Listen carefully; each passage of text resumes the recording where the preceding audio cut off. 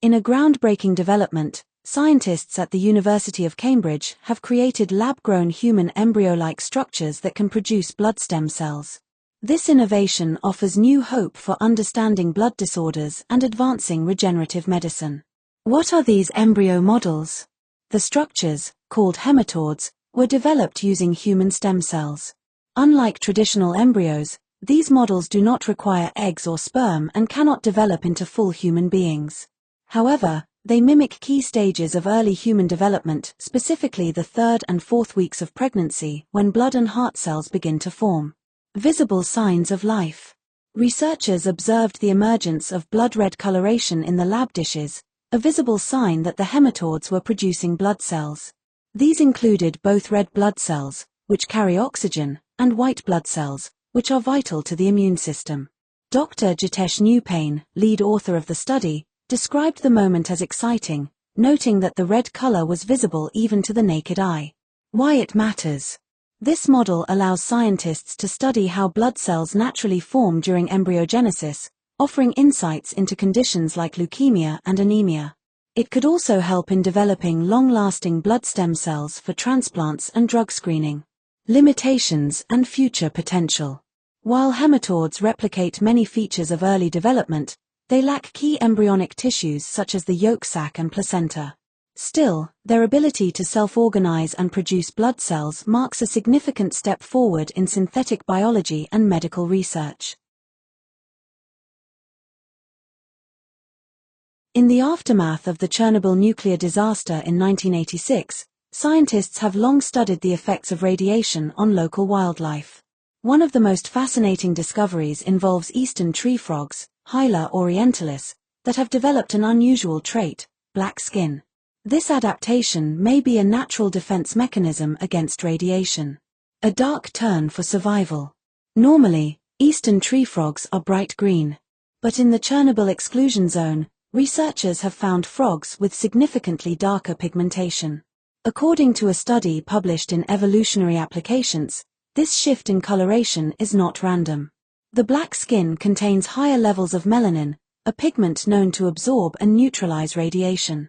Melanin can reduce the damage caused by ionizing radiation by dissipating energy and scavenging free radicals. Evolution in action. The researchers compared frogs from within the exclusion zone to those from nearby uncontaminated areas. The darkest frogs were found closest to the reactor site, suggesting that natural selection may have favored individuals with more melanin. Interestingly, this adaptation appears to have occurred rapidly within just a few decades. More than just frogs. This phenomenon isn't unique to amphibians. Similar melanin-based adaptations have been observed in fungi and other organisms exposed to high radiation levels. The Chernobyl frogs offer a compelling example of how life can evolve in response to extreme environmental stresses. Why it matters.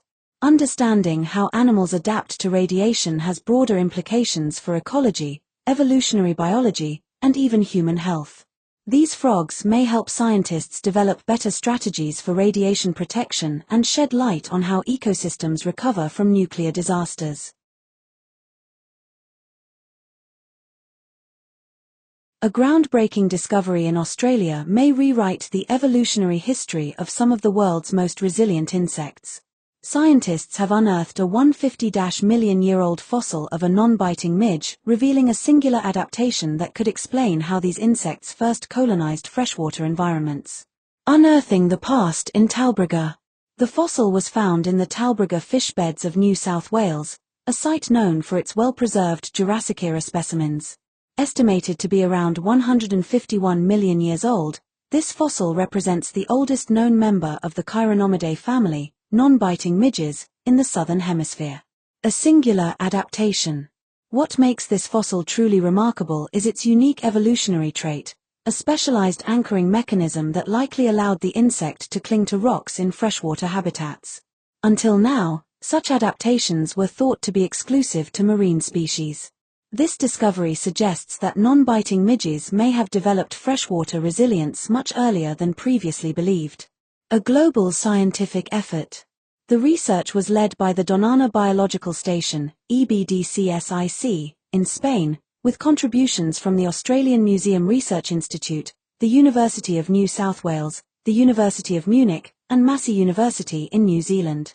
Their findings were published in the journal Gondwana Research, offering new insights into insect evolution during the Jurassic period. Why it matters. Non-biting midges play a crucial role in freshwater ecosystems today, serving as food for fish and helping to break down organic material.